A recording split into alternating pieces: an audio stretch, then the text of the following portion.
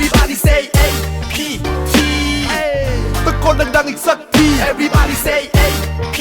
T นักโป๊กเกอร์ทั่วโลกมาที่นี่ Everybody say A P T Let's all in fighting for your dream Everybody say A P T ก่อนกินไปเล่นโป๊กเกอร์ปะล่ะพร้อมจะเทรนหน้าตักรับนี่ของถนัดถ้าสงสัยก็ลองมาจับ ICM Sport อย่าเก่งตัวไปหัดมาก่อนฝีมือของคุณยังอ่อนถ้าไม่มีถ้วยสิงโตให้จับ APT ใครๆก็ลองมาแข่งถ้าคุณคิดว่าแสบไม่จำเป็นต้องแอบมาพิสูจน์กับแข่งของนักโป๊กเกอร์ทั่วโลกถ้วยสวยสุดในโลกการันตีใหญ่สุดในเอเชีย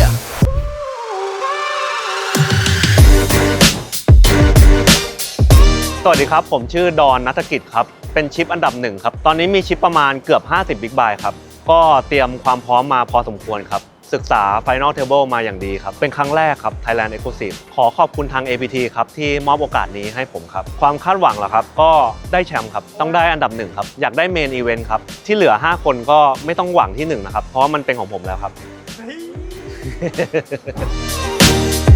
สวัสดีครับชื่อนัท ณประคัน นิทวิจิตรนะครับชิปอันดับ2น่าจะเข้าไปประมาณ25 Big Buy ครับเป็นครั้งแรกครับที่ได้มา Exclusive ตอนนั้นได้1ใน6เหมือนกันไปอินชอนครับแต่ว่า KTA ไม่ผ่านก็เซ็งๆอยู่ครับเพราะว่าเร่งทำวีซ่าก็แล้วก็ไม่ทันก็เต็มที่ครับเต็มที่รอบนี้เต็มที่ครับก็ศึกษามาเยอะอยู่เหมือนกันหวังเอาแชมป์ครับเพราะว่ารอบที่แล้วไม่ได้มาก็อยากจะมาเอาแชมป์รอบนี้สวัสดีครับผมทอมมี่ภาสิทธิคาอุตมากรครับอันดับที่3ครับตอนนี้มีชิปอยู่ที่25 Big Buy นะครับเป็นครั้งแรกที่ผ่านเข้ารอบ6คนสุดท้ายครับจริงๆแล้วเริ่มเล่นโป๊กเกอร์ตั้งแต่อายุ17ครับตอนนี้อายุ28ก็คือเล่นมาทั้งหมด11 ปีแล้วครับแล้วก็ตอนนี้เล่น full time ครับเล่น professional โป๊กเกอร์อยู่ที่ประเทศสิงคโปร์ครับความคาดหวังของ Final Table วันนี้ก็คิดว่าอยากจะโฟกัสในการตัดสินใจให้ optimal ที่สุดครับแล้วก็หวังว่าการผันผวนของไพ่จะเข้าข้างผมครับจนทำให้ผมเป็นแชมป์ก็จริงๆแล้วผมก็มั่นใจใน Final Table ครั้งนี้อยู่แล้วครับคิดว่ามาครั้งนี้ก็ต้องเป็นแชมป์แน่นอนครับชื่อตี้ครับผมตอนนี้มีชิปอยู่อันดับ4ใช่ครับครั้งแรกครับผมเคยตกบับเบิ้ลเมื่อ 2-3 ปีก่อนมั้งก็เล่นแฮนด์บายแฮนด์ครับแล้วก็ถ้ารันดีก็หวังอยากได้ที่1ครับผมเพื่อไปลุยเมนอีเวนต์ต่อฝากถึง5คนด้วยครับโชคดีครับทุกคนเดี๋ยวเจอกันบนโต๊ะชื่อตั้มนะครับก็จบคุริฟายมาได้ในอันดับที่5ครับมีศึกษาแฮนด์มาบ้างนิดหน่อยครับแต่ก็เป็นครั้งแรกที่เล่นไลฟ์ครับก็จะพยายามทำให้ดีที่สุดเป็นครั้งแรกที่ได้มา APT ด้วยตื่นเต้นครับตื่นเต้นมากก็ออมมือให้ผมด้วยนะครับสวัสดีครับชื่อทัมครับเข้ามาเป็นชิปอันดับ6ครับชิปประมาณ7 Big Buy ครับก็พร้อมออินเลยครับความคาดหวังก็ปล่อยให้โป๊กเกอร์ก็อดอย่างเดียวครับเรามีหน้าที่ทำโปรเซสให้ดีที่สุดอย่างเดียวครับก็เดี๋ยวดูผู้เล่นบนโต๊ะก่อนว่าเล่นกันยังไงกันบ้างก็ปรับตัวตามอะแดปตามสถานการณ์ครับเป็นครั้งแรกกับExclusiveที่ชิงมา2 ปี ก็ดีใจครับก็ถึงจะเข้ามาที่6นะครับแต่ก็ไม่รู้จะจบอันดับเท่าไหร่ครับก็อาจจะมีคนตกก่อนผมก็ได้นะครับระวังตัวไว้นะครับ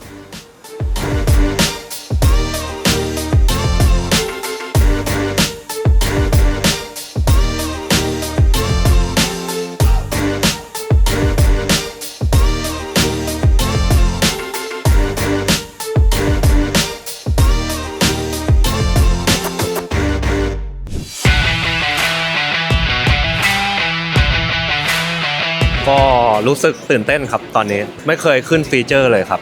ก็ตื่นเต้นครับแบบเคยเล่นด้วยกับพวกพี่เขาเพื่อนๆอะไรอย่างนี้ก็เคยเล่นด้วยกันมาบ้างก็รอบนี้แค่ขึ้นฟีเจอร์เทเบิลด้วยกันก็รู้สึกตื่นเต้นครับขอกำลังใจจากเพื่อนๆนะครับวันนี้จะทำให้ดีที่สุดครับจะไม่ทำให้ตัวเองผิดหวังแล้วก็เพื่อนๆผิดหวังครับรู้สึกไงบ้างครับจะได้ขึ้นโต๊ะตื่นเต้นครับฟิวเจอร์เทเบิลครั้งแรกไม่แพ้กันครับตื่นเต้นเหมือนกันขึ้นโต๊ะน่าจะมือสั่นพร้อมลุยครับฝากเชียร์ด้วยนะครับอย่าว่ากันถ้าเล่นไม่ดีครับครั้งแร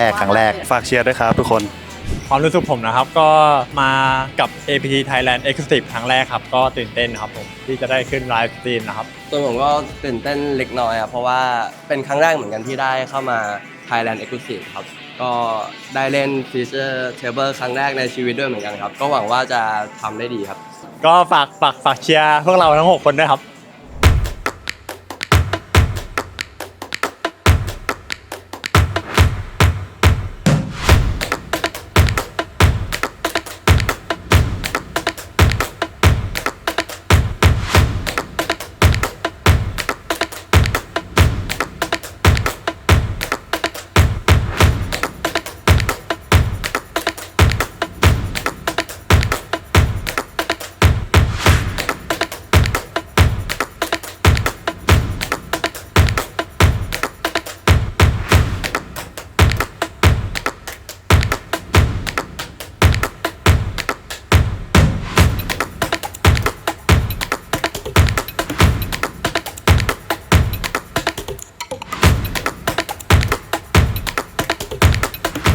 ก็บัสมาแล้วครับได้ที่ 6 ครับผมก็อยู่โรแจ็คครับก็คือตำแหน่งแรกของ 6 คนแล้วก็เปิดคิง90ครับตอนมีประมาณ10บิ๊กไบค์ครับเปิดคิง90ก็เป็นเปิดโปรถ้าเขาเอายินมาก็ผมว่าโปรแต่เขาคอมาที่ตำแหน่งคัตออฟครับด้วยคิงแจ็คออฟปลอบออกมาพรินแจ็ค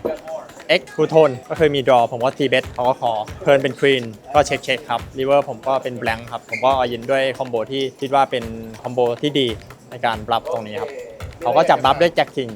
คิดว่าใครจะเป็นแชมป์ตอนแรกก็คิดว่าพี่ดอนนะครับเพราะว่าชิปเยอะสุดแต่ตอนนี้อาจจะเป็นพิตตี้ก็ได้ครับเพราะว่าแฮนด์แรกก็ได้ AA แฮนด์ที่2ก็จับรับผมไปครับก็อาจจะเป็นพิตตี้ก็ได้ครับแต่ว่าผมก็ยังเชียร์พี่ดอนอยู่คิดว่าแกชิปลีดอาจจะรอดูครับ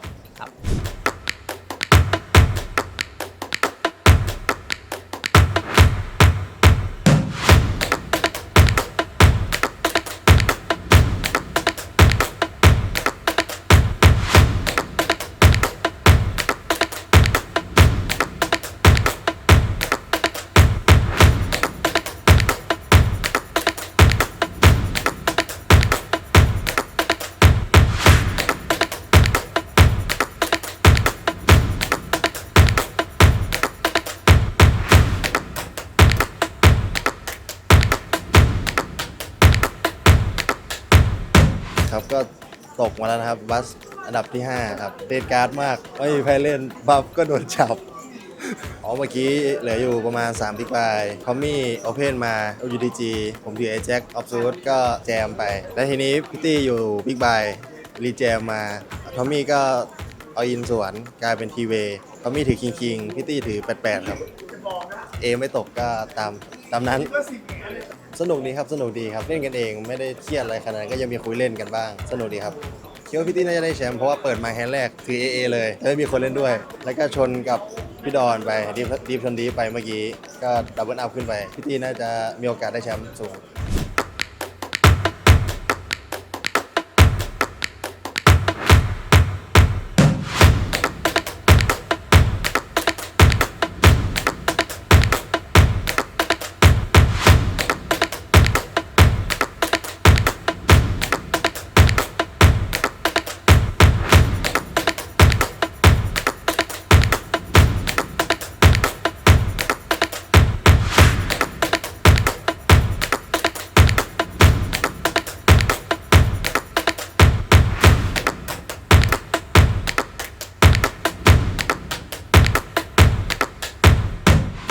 ตกที่ 4 ครับผมเมื่อกี้ช็อตแล้วครับเหลืออยู่ 4-5 บิ๊กไบค์ถือคู่ 8 แล้วก็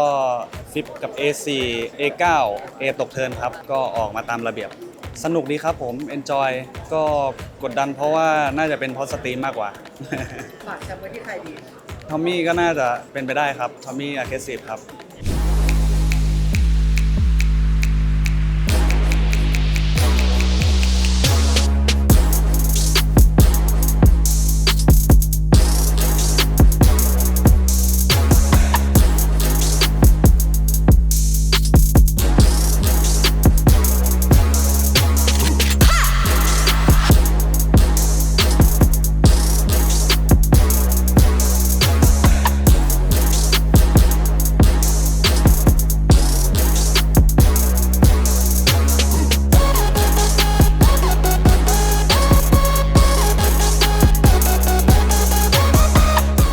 ตอนนี้ก็เหลือ2คนครับผมตกมาแล้วก็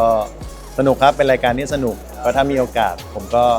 ขอมาใหม่อีกรอบแก้ตัวครับจะเอาสิงโตมาให้ได้เพื่อนๆก็เต็มที่ดีครับก็ตอนแรกเครียดอยู่ครับแต่พอนั่งไปสักพักเริ่มชินก็เริ่มคุ้นเคยก็โอเคขึ้นครับก็น่าจะดอนเหมือนกันครับเขาตบผมไปผมก็นี่แหละต้องเชียร์เขา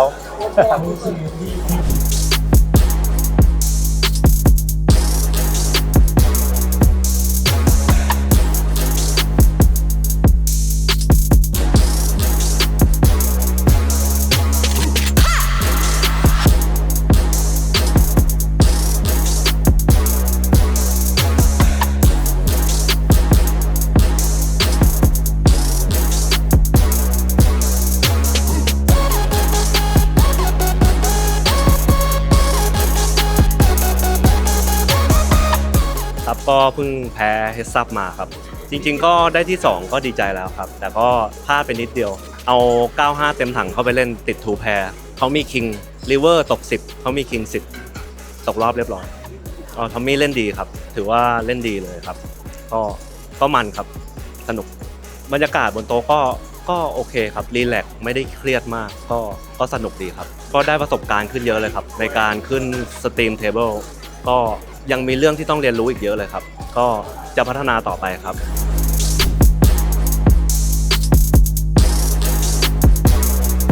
รู้สึกเป็นเกียรติมากครับที่ชนะถ้วยนี้ก็ได้ประสบการณ์ดีๆครับขอบคุณมากเลยครับที่ได้จัดการแข่งขันนี้แล้วผมก็ได้รู้จักเพื่อนๆพี่ๆครับที่มา6คนครับได้เพื่อนเพิ่มผมว่าดีใจมากครับแล้ววันนี้ก็ได้แชมป์ครับได้ถ้วย APT เป็นถ้วยแรกของผมที่ต่างประเทศและของ APT ครับก็ดีใจมากครับที่ทำสำเร็จสักทีครับแต่ก็จะหมั่นพัฒนาตัวเองครับเพื่อที่จะไปในระดับที่สูงขึ้นครับ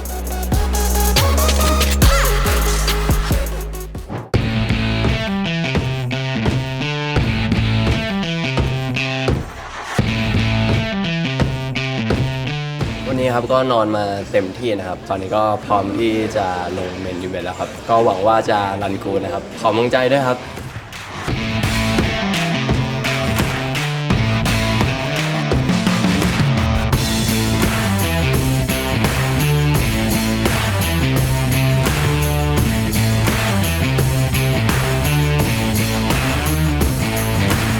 ตอนนี้ก็จบเบรกแรกแล้วนะครับชิปก็ดาวน์ลงมาเหลือ 38,000 ครับ starting ชิปเป็น 50,000 นะครับก็ไม่มีจังหวะไพ่ฮิตครับรวมถึงว่าบอร์ดเข้า range advantage ของคู่แข่งก็เลยทำให้ทำอะไรไม่ได้ครับทำได้แต่ minimize loss ครับก็หวังว่าหลังจากเบรกนี้จะเริ่มกลับมารันกูนะครับแล้วก็ในบนโต๊ะก็มีคู่แข่งที่ค่อนข้างเล่นเป็นพอสมควรครับเนื่องจาก buy in มันสูงครับผมว่าเลยทำให้เจอแต่คู่แข่งที่เล่นเป็นและเข้าใจในเกมมากกว่าปกติครับยังไงเบรกหน้าก็เชียร์ผมด้วยครับ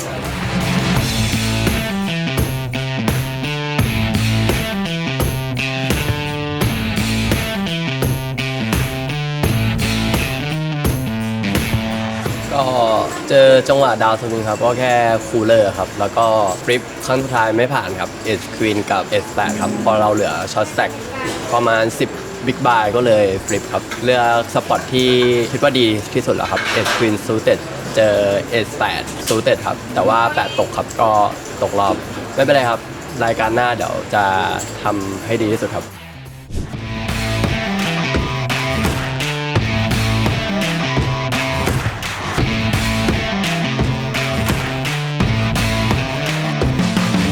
สวัสดีครับวันนี้มาลงรายการ Sunday Super Stack นะครับบา u ตี้ใบอิน 10,000 ไต้หวันดอลลาร์ครับเป็นค่าหัวเป็นบา u ตี้หัวละ 3,000 ไต้หวันดอลลาร์ฝากเชียร์ทีมไทยแลนด์ด้วยนะครับผม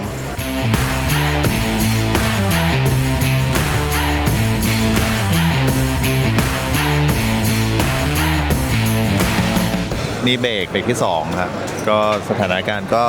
อยู่ที่ starting stack ครับผมฝากเชียร์ต่อเบรกหน้าด้วยนะครับเ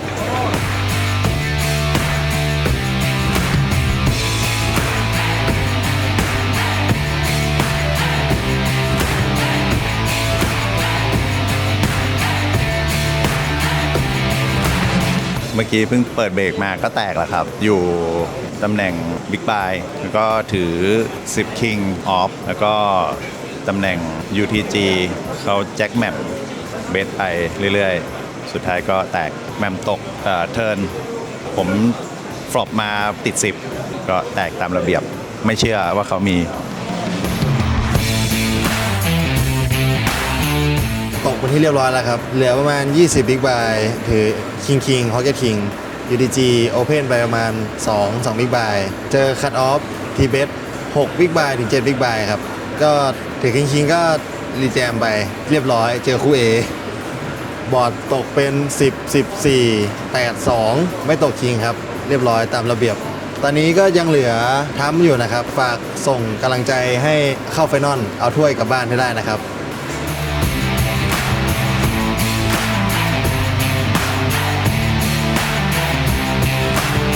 ตกแล้วครับ Sunday Super Stack ตะกี้ครับจบอันดับ 27 ครับผมก็มี A5 Suited โมงผู้ A พอดีครับจบเลยแล้วก็ได้ค่าหัวไป4หัวครับแล้วก็ได้อันดับ27ได้เงินรางวัลมานิดหน่อยไม่เป็นไรครับเอาใหม่ครับรายการต่อไปยังมีครับสวัสดีครับ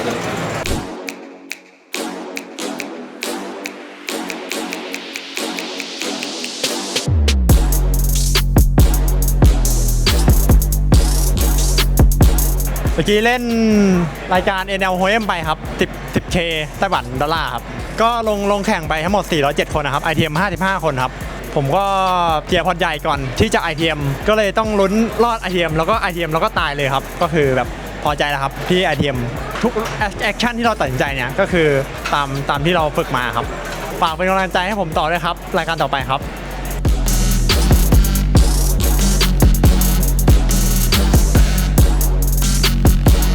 เมื่อกี้ลงรายการ No Limit Hold'em ครับ $10,000 ครับก็แคสเอาท์มา $20,000 ครับก็เกือบจะไม่รอดแล้วครับช่วง Bubble Time ก็เหลือแค่1 Big Buy แต่ก็รอดมาได้ครับแคสเอาท์เรียบร้อยแล้วครับ ITM ลำดับที่39ครับได้$20,000ครับความรู้สึกก็โอเคครับสนุกมากครับวันนี้ก็เหนื่อยพอสมควรช่วง Bubble ทำดีที่สุดแล้วครับเดี๋ยวมีเล่นอีกหลายวันเลยครับเดี๋ยวก็ฝากให้กำลังใจคนไทยด้วยนะครับเดี๋ยวจะทำให้เต็มที่ครับ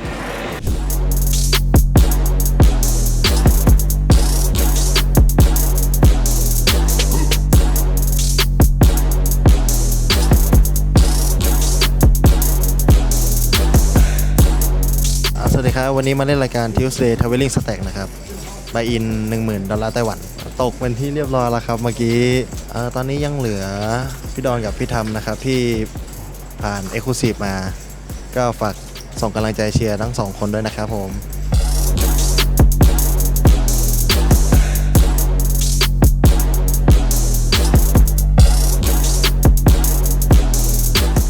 ก็ตกแล้วครับ 2 แฮนด์ตกเลย ก่อนตกก็เราช็อตแล้วครับเหลือประมาณ10บิ๊กกะว่าจะขโมยบิ๊กบายเขามี A King เรา King Jack ฟอบตก A ครับตามระเบียบก็ตอนนี้เหลือดอนกับทรัมป์นะครับก็เดี๋ยวฝากเชียร์2คนนี้ด้วยนะครับ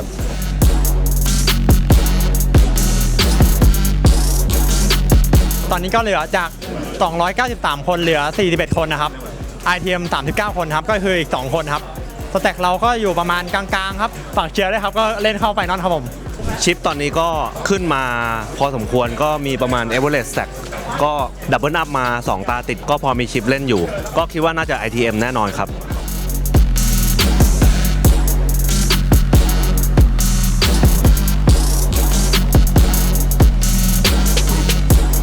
หลัง ITM นะครับเรามีประมาณ8 Big Buy ครับผมก็มีทุก A High ต้องแจมหมดเลยครับที่ High Jack เจอคู่6รับที่ Small Buy ครับแล้วก็ปรับมาเป็น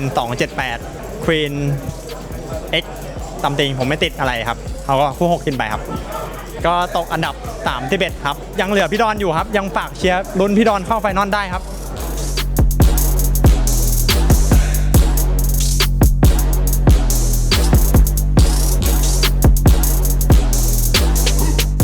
ก็ระหว่างทางก็ขึ้นลงครับมีช่วงหนึ่งที่ดาวไปอยู่แค่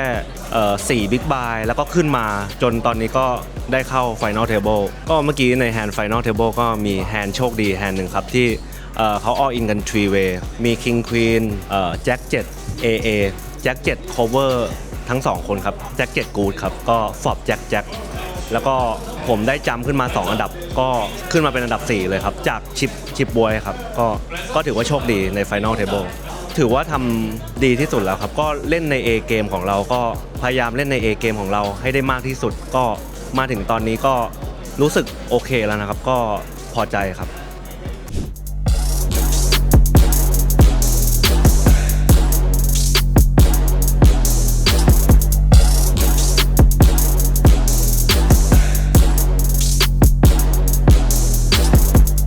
ที่เล่น Heads Up ครับก็เป็นรายการที่ผมค่อนข้างมั่นใจมากเพราะว่าเล่น Heads Up มาเยอะมากครับเนื่องจากว่า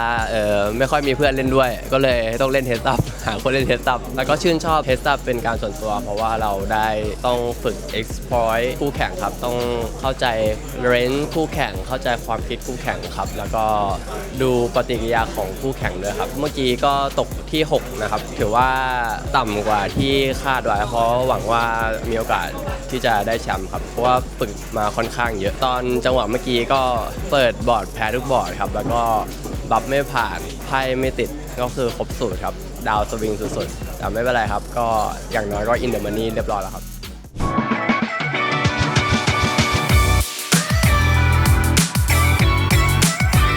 ก็เป็นโมเมนต์สุดท้ายของพวกเรา Thailand Exclusive แล้วครับก็ทริปนี้ก็สนุกมาก แล้วก็ได้รู้จักเพื่อนใหม่ๆ เยอะเลยครับ สำหรับผมนะครับก็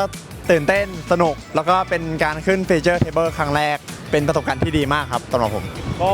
ขอบคุณรายการ Thailand Exclusive ครับที่มอบโอกาสนี้ให้กับพวกเราครับ ก็เป็นประสบการณ์ที่ดีมากครับ สุดยอดโรงแรมที่พักลงเมนอีเวนต์ พาไปเลี้ยงอาหารด้วย โอ้พาไปเลี้ยงข้าวด้วยโอ้โหสุดยอดมาก สนุกดีครับได้มาเล่นกับพี่ๆเพื่อนๆครับมาเจอคนรู้จักเพื่อนใหม่พี่รุ่นพี่อะไรอย่างงี้ก็สนุกดีครับ ทริปนี้ถือว่ามาเอนจอยครับผม ไปไม่ถึงฝันก็สนุกดีครับ มาไทเปครั้งแรกก็รู้สึกประทับใจดีครับ อากาศดีอาหารอร่อยในทัวร์นาเมนต์ข้างหน้าก็มีโอกาสได้มาแน่นอนครับผม ต้องขอบคุณ APT Exclusive มาก ๆ ครับ ที่ทำให้ได้มา Future Table ครั้งแรกครับผม รู้สึกพอใจกับผลงานที่ผ่านมาครับก็ได้แชมป์ APT Exclusive ผมก็มาเก็บประสบการณ์ครับ น่าจะเป็นคนที่ประสบการณ์น้อยที่สุดในทัวร์นาเมนต์นี้แล้วครับครับผมก็รู้สึกดีครับแฮปปี้ครับก็ดีครับสังคมโป๊กเกอร์ก็ดีครับ ทุกคนก็ช่วยเหลือกันสอนวิธีการเล่นสอนทริคต่างๆครับผมก็เป็นประสบการณ์ที่ดีครับ ก็ถ้าอยากมีประสบการณ์ดีๆ แบบผมนะครับ ก็เนี่ยครับAPT Exclusive ครับผม